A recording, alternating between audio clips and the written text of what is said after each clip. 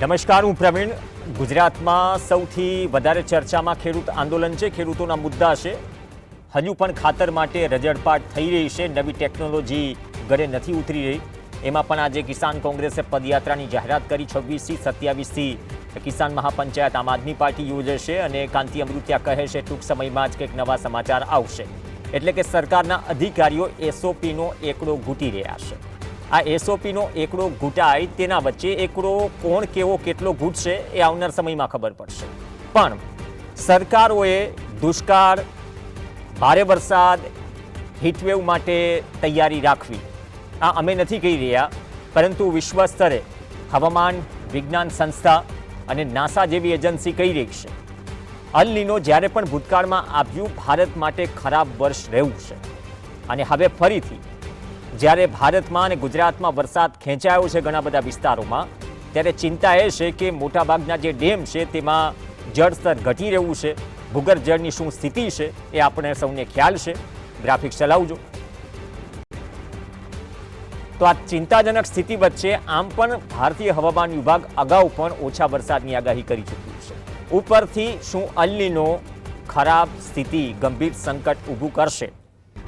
કેમ કે જુલાઈ અને ઓગસ્ટની વાત કરવામાં આવી છે, 50થી 70% વરસાદની ઘટ કે ઓછો વરસાદ પડશે.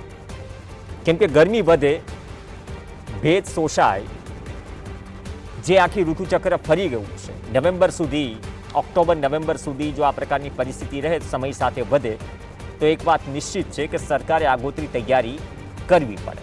અને આપણે આગોતરી તૈયારીમાં અંધારું કેટલું હોય છે, ટોર્ચ લાઇટવાળું અજવાળું કેટલું હોય છે, ઘણા બધા કિસ્સામાં જોયું. ખાતર એનું સૌથી મોટું ઉદાહરણ છે. પણ પહેલાથી જ 40થી 60% વરસાદની અછત છે. જો આજે 22 જૂનની વાત કરી લઈએ, જૂનાગઢમાં કૃષિ વૈજ્ઞાનિકોની જે આગાહી થઈ એમાં 10 કે 12 આનીના ચોમાસાની વાત થઈ હતી. 75% વરસાદ પડશે અને વરસાદ પણ સરેરાશ. કોસ્ટલ એરિયામાં અમુક જગ્યાએ વરસાદ વધુ પડી જાય, ક્યાંક લાખણી જેવા પંથકમાં કે કોઈ એવી જગ્યા કે જ્યાં વરસાદ ઓછો પડે તો સમસ્યા રહેવાની. તો એને પહોંચી વળવા માટે આપણી પાસે જે અત્યારે જળસ્તર જે છે જે ઘટી રહ્યું છે દિવસે ને દિવસે અલગ અલગ ડેમોમાં, અઠવાડિયે 10 દિવસે વારથી વારે આંકડાઓ આવતા રહે છે.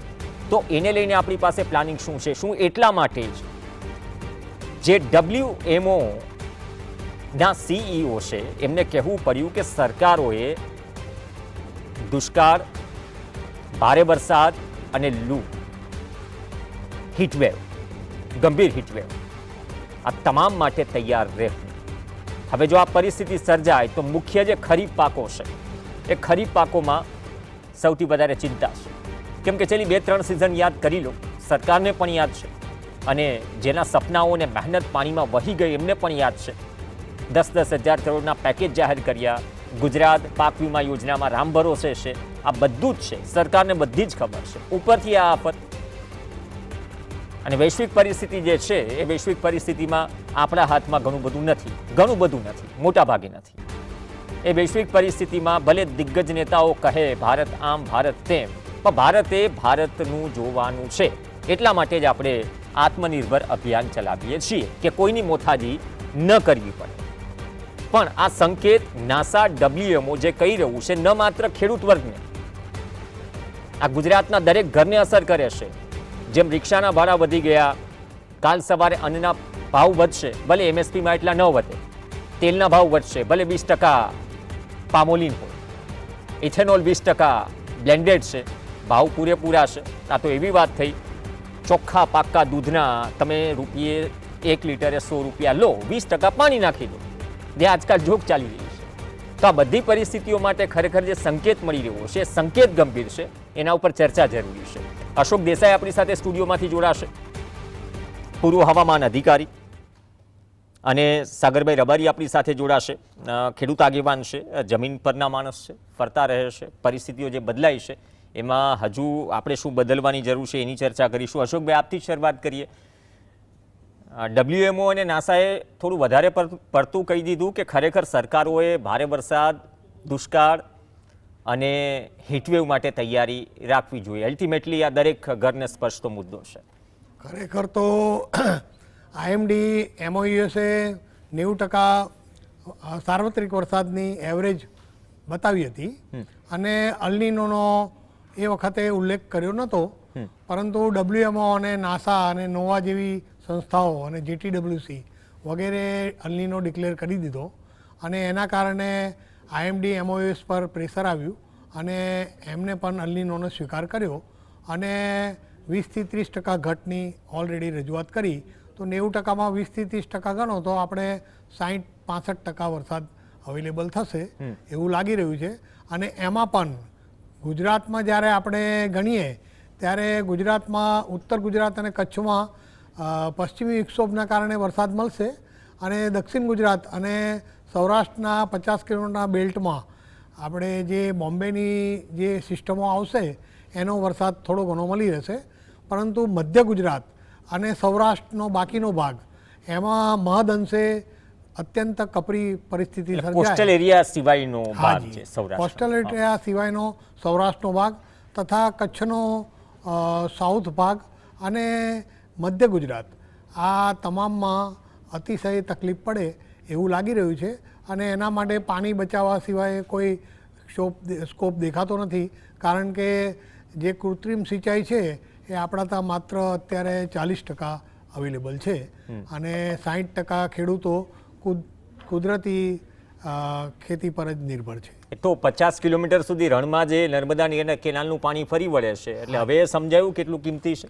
એ નર્મદા કેનાલ ચાલુ કરતા પહેલા જે વિઘ્નો આવ્યા એ વિઘ્નોને કારણે આપણે થોડું નેટવર્ક કેનાલનું ઓછું કરી શક્યા છીએ અને એ જે ઓછું કર્યું એનો આપણને નુકસાન થશે, પરંતુ જેટલું પણ થયું છે એનો મહત્તમ ભાગ અને કમસે કમ કચ્છમાં પીવાના પાણીનો જે પ્રોબ્લેમ છે એ આ નર્મદા કેનાલને કારણે સોલ્વ થશે. ઓકે, ચલો આગળ વધીશું. સાગરભાઈ રબારી આપણી સાથે. સાગરભાઈ, આ નાસા WMOની જે ચેતવણી છે એમાં આપણે કંઈ સારી એવી કંઈ પરિસ્થિતિમાંથી પસાર નથી થઈ રહ્યા. એક્સપોર્ટમાં જે સ્થિતિ છે અથવા તો ગયા વર્ષે ગુજરાતમાં જે સ્થિતિ ઊભી થઈ, સળંગ 2 સિઝનમાં આપણે અતિવૃષ્ટિ અને માવઠું એ જોયું છે. આપણે વીજલાઇનના પ્રશ્નો ચાલી રહ્યા છે, ખાતર માટે રજળપાટ ચાલી રહી છે અને ઉપરથી આપણા ડેમના જળસ્તર જે છે એ જે સૂચક એક સંકેત છે કે પાણી વાપરો, સમજી વિચારીને વાપરો, અને ઉપરથી આ ચેતવણી છે. કઈ રીતે જોઈ રહ્યા છો આ સ્થિતિને? પ્રવીણભાઈ, ગુજરાતના ખેડૂતોની ચારે બાજુથી નીચે સરકાર કોપાયમાન છે, ઉપર કુદરત કોપાયમાન છે અને અલ નીનોની કારણે જે આ વરસાદની ઘટ આવવાની છે એમણે જાહેરાત કરી છે આ વર્ષ પૂરતી, આ ચોમાસા પૂરતી જે સ્થિતિ થવાની છે એની. પણ આજથી 10-12 પહેલાથી બધા અભ્યાસો તો કે છે કે ક્લાઇમેટ ચેન્જને કારણે જે રીતે વાતાવરણ પલટાઈ રહ્યું અને જે લાંબો દરિયા કિનારો છે તો સૌથી વધારે ક્લાઇમેટની અસરો ગુજરાતને થવાની છે અને એ આપણે જોઈએ છીએ. સાગરભાઈ, 1 મિનિટ, બહારનો સ્ટુડિયોનો અવાજ વધારશો, સાંભળી શકીએ. જી સાગરભાઈ. જી, થોડો નેટવર્કનો ઇશ્યુ લાગે છે, પણ આપ કન્ટિન્યુ રાખો, વાંધો નહીં. અત્યારે જે જાહેરાત કરી એ તો આ ચોમાસા પૂરતી, આ સિઝન પૂરતી છે, પરંતુ અભ્યાસો તો છેલ્લા 10-12 વર્ષથી કહે છે કે આ પ્રકારના પર્યાવરણીય જોખમો ગુજરાતમાં આવવા 10-12 વર્ષથી એક ધારા અભ્યાસો આવે છે કે એને કારણે ખેતીને કેટલું નુકસાન થશે. ક્યારેક લાંબો ડ્રાય સ્પેલ આવી જશે, ક્યારેક એકદમ અતિવૃષ્ટિ આવી જશે, ક્યારેક અનિયમિતતાઓને કારણે, પણ આ બધાને કારણે જે પાકોને નુકસાન થશે એના આર્થિક અંદાજો પણ છેલ્લા 10-12 વર્ષથી આવતા જાય છે અભ્યાસો અનુસાર, અને દર વર્ષે એ અભ્યાસો વધતા જાય. એટલે પર્યાવરણીય જોખમો એ નવી બાબત નથી, સરકાર માટે નવી બાબત છે. જો 10-12 વર્ષથી આ અભ્યાસો આવતા. 1 મિનિટ સાગરભાઈ, 1 મિનિટ સાગરભાઈ, આમાં દર્શકોને પણ મજા નહીં આવે. ટેકનિકલ ટીમ કા ઝૂમથી જોડી દો, સોર્સ ચેન્જ કરો, ત્યાં સુધીમાં હું અશોકભાઈને સવાલ કરી લઉં. અશોકભાઈ, જે વાત કરી છે કે નીચે પણ તકલીફ છે, ઉપરથી પણ તકલીફ છે. અનફોર્ચ્યુનેટલી સાગરભાઈ બહુ મહત્વના મુદ્દાની વાત કરી રહ્યા હતા, પણ ટેકનિકલ ઇશ્યુ જે છે દર્શકોને પણ મજા નહીં આવે. સરકારનો જે સરકારની વાત થઈ છે હા. એમાં હું એક ટીકા ટિપ્પણ કરીશ કે પર્ક્યુલેટિવ કૂવા આપણે સેટેલાઇટમાં તો જોઈ રહ્યા છે કે અમિતભાઈ ઠાકર ઠેર ઠેર બનાવી રહ્યા છે અને એના કારણે પાણીનો સંચય થશે અને આવી જ રીતે બીજા ક્ષેત્રોના બી જે ધારાસભ્યો અને લોકસભાના MLA વગેરે જો રસ દર્શાવે અને પર્ક્યુલેટિવ કૂવાઓ ઊભા કરે. રસ ક્યાં દર્શાવવાની વાત, સરકારની યોજના છે સાહેબ. યોજના તો છે જ, એ અમલવારી પરંતુ નથી એનો ને. અમલવારી ભૂગર્ભ જળની જે આપણે વાત કરીએ 75 તળાવ બધું જ ગ્રામ્ય વિસ્તારોમાં બની ગયું, પણ આપણે એની કદાચ એ કિંમત સમજવી પડશે કે જો આવી પરિસ્થિતિ ઊભી થાય તો ઇમ્પોર્ટન્સ સમજીને એના પર ખાસ ધ્યાન આપવામાં આવે. અને જ્યારે આવી અલ્નીનોની પરિસ્થિતિ સર્જાતી હોય અને આપણે જોઈ રહ્યા છે કે છેલ્લા ગલ્ફ વોરને કારણે અફઘાનિસ્તાનથી પશ્ચિમી વિક્ષોભની સંખ્યા બમણી થઈ ગઈ છે અને એ બધા કારણોની બી રજૂઆત ઇન્ટરનેશનલ લેવલ પર આપણે કેન્દ્રમાંથી થવી જોઈએ. કારણ કે જ્યારે બીજા દેશોને ફાયદો થતો હોય યુદ્ધને કારણે તો આપણા દેશને જે નુકસાન વેઠવાનું આવે એની બી રજૂઆત થઈ જ જવી જોઈએ કે ભાઈ આ તાપમાનને કારણે અમારે અલ્નીનોનો મહત્તમ જે પ્રકોપ છે એ ભોગવવો પડે છે અને જે પશ્ચિમી વિક્ષોભ છે એ રયાસાયા વાદળો અને જે ચોમાસાને આગળ વધવાના પવનો છે એ પણ રોકી રહ્યા છે. એટલે એ બધી રજૂઆત કેન્દ્ર સરકારે કરવી જોઈએ અને એ રીતે જે નીચેનો છે પ્રકોપ એ ટાળી શકાય. ઉપરના પ્રકોપ માટે આપણી પાસે કોઈ સ્કોપ છે નહીં, કારણ કે એ તો જે હવામાન છે એમાં કોઈ બાઉન્ડ્રી નથી અને એ જ્યારે દક્ષિણ અમેરિકામાં અલ્નીનો સર્જાયો હોય અને એના જે ચક્રાવાતો ત્યાં ઉત્પન્ન થયા હોય અને એની આનુષાંગિક અસરો છેક ભારતના સમુદ્ર સુધી થતી હોય તો એમાં કોઈ પણ સરકાર કશું કરી શકે એમ નથી. માત્ર તેને ટાળી શકવાને બદલે તેના બાબત સૂચિત નિર્ણયો લેવા જોઈએ અને પાણીનો મહત્તમ સંચય અને વારંવાર થતી આગાહીઓ પર કૃષિ યોજનાઓમાં સુધારો આ બધું કરવું જોઈએ. તો એનાથી આ જે નીચેની તાપમાન આ લોકો કહે છે એ ટાળી શકાય. તો નવેમ્બર સુધી અલ્નીનોની વાત થઈ રહી છે, આપણે માવઠું બહુ જોયું છે ખરેખર તો એ જે વગર સિઝનનો જે વરસાદ છે એ સીધું એગ્રીકલ્ચર સેક્ટરને સીધી અસર કરે છે અને પાણીની તો એક સૌથી મોટી સમસ્યા રહી છે. તો એ અલ્નીનોના વર્ષમાં શું એ રિપીટેશન થશે? જેટીડબ્લ્યુસીએ દર્શાવ્યું છે એ પ્રમાણે અલ્નીનો તો શરૂઆતમાં જ 50% હતો અને ગયા અઠવાડિયે 70% સુધી પહોંચી ગયો.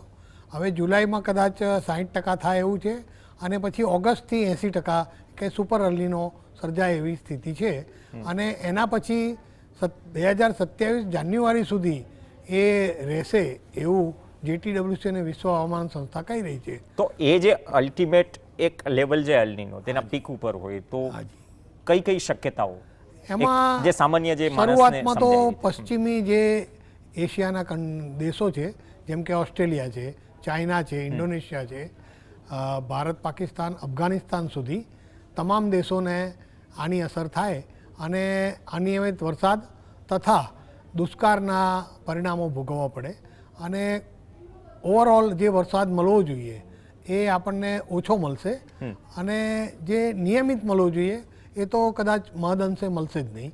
ઓકે, અલ્નીનોની અસર નેટવર્કમાં થઈ એક વ્યુઅર લખે છે, વાંધો નહીં. સાગરભાઈ, અવાજ પહોંચી રહ્યો છે તો આપની વાત આગળ વધારો. જી સાગરભાઈ. પ્રવીણભાઈ એ વાત કરતો હતો કે છેલ્લા 10-12 વર્ષથી આ બધા હવામાન શાસ્ત્રીઓના અને વૈજ્ઞાનિકોના અભ્યાસો આવે છે કે પર્યાવરણની જે અસરો થઈ રહી છે એને કારણે ગુજરાત, જેનો લાંબો દરિયાકાંઠો છે, એને આની સૌથી વધુ થવાની છે અને એની અસરો પણ એ લોકોએ કહી છે કે વરસાદ ક્યારેક અચાનક હશે, ક્યારેક ખૂબ લાંબો ડ્રાય સ્પેલ હશે અને જ્યારે અલ્નીનોની અસરો થાય ત્યારે દુકાળ જેવી પરિસ્થિતિ હશે. દુર્ભાગ્ય એવી છે કે સરકારોએ જે કામ કરવાના હોય છે એ એના સિવાયના હું તમને એક સરસ દાખલો આપું. દિલ્હીના પ્રદૂષણમાં ખેડૂતોને વર્ષોથી જવાબદાર ઠેરવાતા હતા. કહેવાતું હતું કે આ હરિયાણા આટલું બધું પ્રદૂષણ થાય હતું કે દિલ્હીના ખેડૂતોનો એ પ્રદૂષણમાં હિસ્સો 8 થી 12% વધારે નથી. હવે ખુદ કે વાહન 30 થી 35% વાહનોનો છે, 12% જેટલો દિલ્હીનો સ્થાન. તો આપણે અવળી દિશા પડેલી છે. આ પરિસ્થિતિ કુદરતી નથી, પરિસ્થિતિ છે. આપણે જે કંઈ જોખમોને ટાળવા માટેના નિયમો પાળવા જોઈએ. પ્રદૂષણ નિયંત્રણ માટેના કયા નિયમો નથી, અને એ નિયમોનું પાલન ગુજરાતમાં થતું નથી. જે ગુજરાત છે એ જ દેશમાં સ્થિતિ છે. તો પછી ડાપણની વાતો કરવાનો શું મતલબ છે? જો તમે પ્રદૂષણને નિયંત્રણ નથી કરી શકવાના, તો પર્યાવરણ વધારે બગડવાનું છે, એની વધારે આપણે ભોગવવાની છે, અને એની અસરો માત્ર ખેતી ઉપર જ નહીં થાય, ખેડૂત ઉપર નહીં થાય. આપણે વર્ષો વર્ષ જોઈએ છીએ કે જ્યારે ચોમાસું થોડુંક લેટ થવાના પણ સમાચાર આવે છે તો શેર બજાર નીચે, કારણ કે ભારતનું આખું ભારતની આખી ખરીદ જે છે એ ખેતી ઉપર આધારિત છે. સૌથી મોટો વર્ગ ખેડૂત છે. સૌથી વધારે હવે તો બધા કરે છે, તો જીએસટી કલેક્શનમાં પણ સૌથી મોટો હિસ્સો ખેડૂતોનો અને ગ્રાહક. તો ભારત સરકાર ઉપર પણ આની અસર પડશે ટેક્સ રૂપે.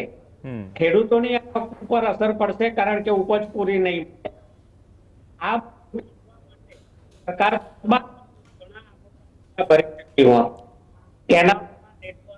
બહુ વહેલ એમાં જે આવે છે ખેડૂતો સુધી પાણી નહીં, અને હજી પણ એમાં આ પરિસ્થિતિ વધારે છે. આપણે કોઈ પણ ઉદ્યોગને આપણા પર્યાવરણની જે લોડ બેરિંગ કેપેસિટી માપવી જોઈએ, એ લોડ બેરિંગ કેપેસિટી માપતા એની પણ એક લોડ બેરિંગ કેપેસિટી હોય છે. હાઈલી પોલ્યુટેડ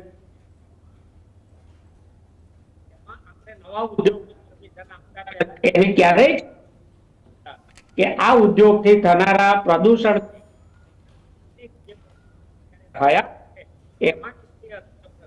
લોકોના સ્વાસ્થ્ય પર શું અસર થશે, આસપાસની ખેતીવાડી પર શું અસર થશે. આપણા જમીન આપીએ છીએ, વીજળીનું કનેક્શન આપીએ છીએ, અને પછી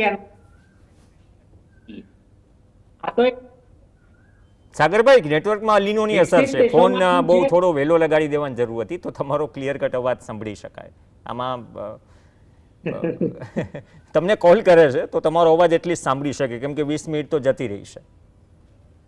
દેસાઈ સાહેબ, જે પોલ્યુશનની વાત હતી ને, એ તો અટકવાનું નથી ને.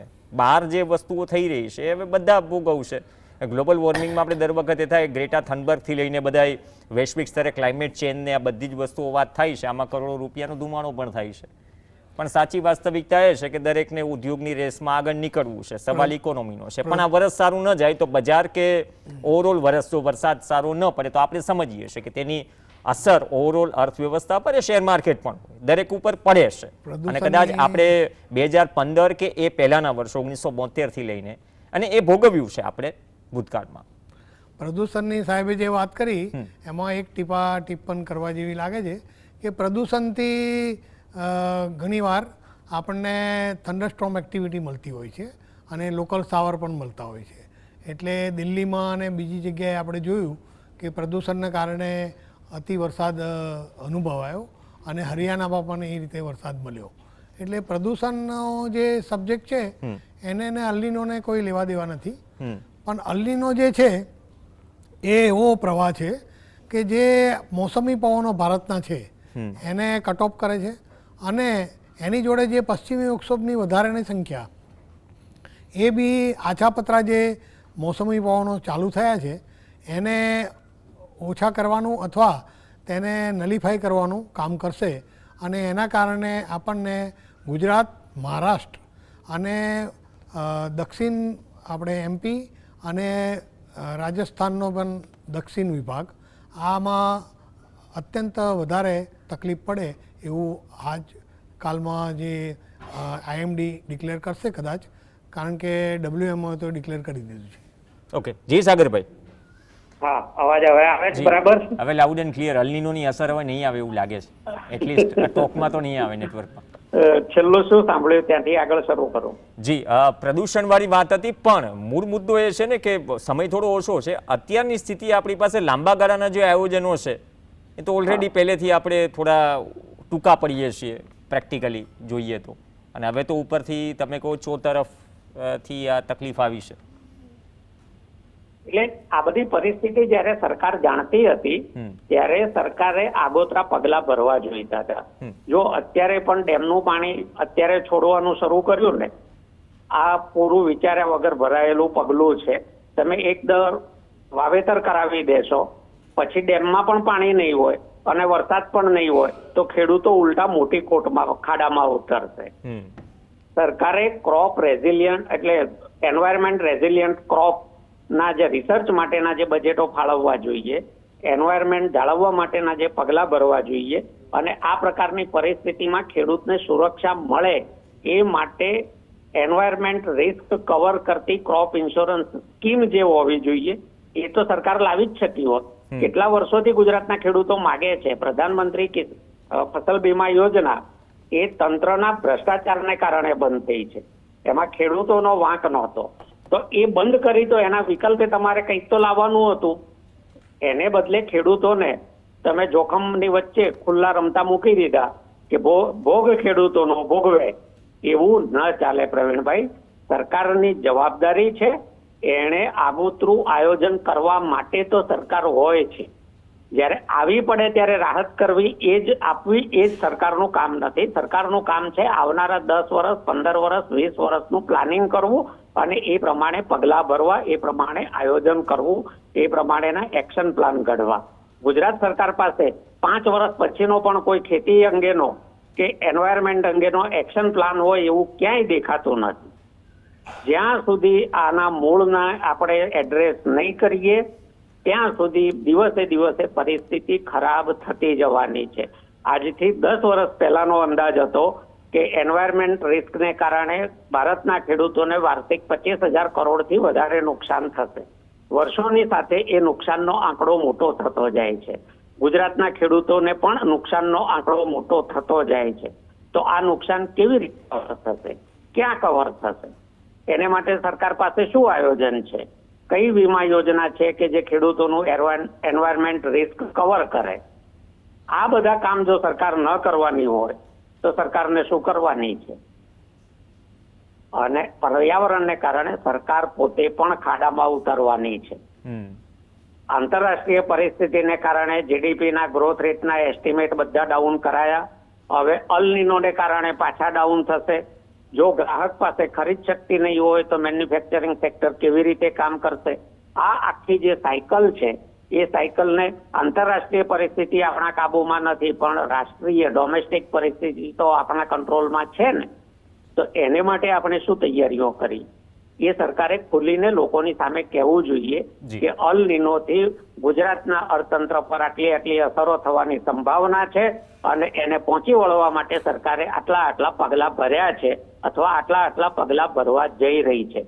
ખેતી ઉપર જે અસર પડવાની છે એના માટે સરકાર શું પગલાં ભરવા જઈ રહી છે? અરે હું કહું, જો દુકાળનું વરસ થાય ને તો આખું ગુજરાત, મોટા ભાગનું ગુજરાત આજે નર્મદા ડેમનું પાણી પીવે છે.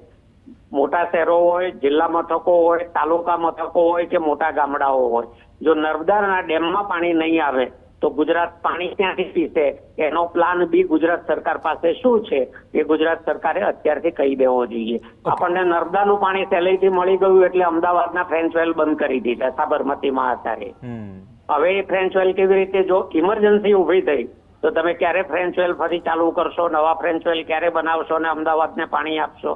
ગુજરાતની આખી ઇકોનોમી અને અસ્તિત્વ પાણીને કારણે જોખમમાં આવે એ સ્થિતિ છે.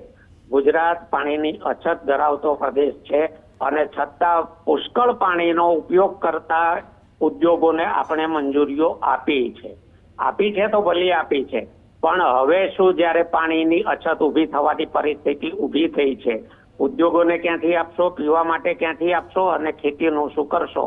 આના એક્શન પ્લાન સાથે તાત્કાલિક ગુજરાત સરકારે લોકોની સામે આવવું મૂળ જોઈએ. વાત- મીડિયાના માધ્યમથી લોકોને આશ્વસ્ત કરવા જોઈએ. નહીં, બહુ સારી વાત કરી કે આપણી પાસે આગળ શું છે, આપણે કઈ પરિસ્થિતિમાં છે પહેલાં સ્વીકાર કરવો પડે અને કદાચ આપણે કહીએ કે આ પ્રકારની પરિસ્થિતિ ન આવે, પણ દેસાઈ સાહેબે કહ્યું કે અમુક વસ્તુ આપણા હાથમાં નથી, બાકી ઘણી બધી વસ્તુ આપણા હાથમાં નથી, પણ જે વસ્તુ આપણા હાથમાં છે એટલીસ્ટ એના ઉપર કામ શરૂ થાય. અને જે ચિંતા WMO અને નાસાએ વ્યક્ત કરી છે, હવામાન વિભાગે પણ વ્યક્ત કરી છે, એ ચિંતામાં બહુ ઓછી અસર આપણને થાય એટલી જ અપેક્ષા રાખીએ, કેમ કે સવાલ દરેક ઘરનો છે, દેશનો છે, ગુજરાતનો છે. મુદ્દો પાણીનો છે, મુદ્દો ખેતીનો છે. આ બંને ડિસ્ટર્બ થાય તો તકલીફ ભૂતકાળમાં પણ થઈ છે, તકલીફ વર્તમાનમાં પણ છે અને ભવિષ્યમાં પણ થશે અને સત્ય હશે. ધન્યવાદ સાગરભાઈ, ધન્યવાદ દેસાઈ સાહેબ ચર્ચામાં જોડાયા. આ સાથે ચર્ચામાં હાલ બસ આટલું જ. નમસ્કાર.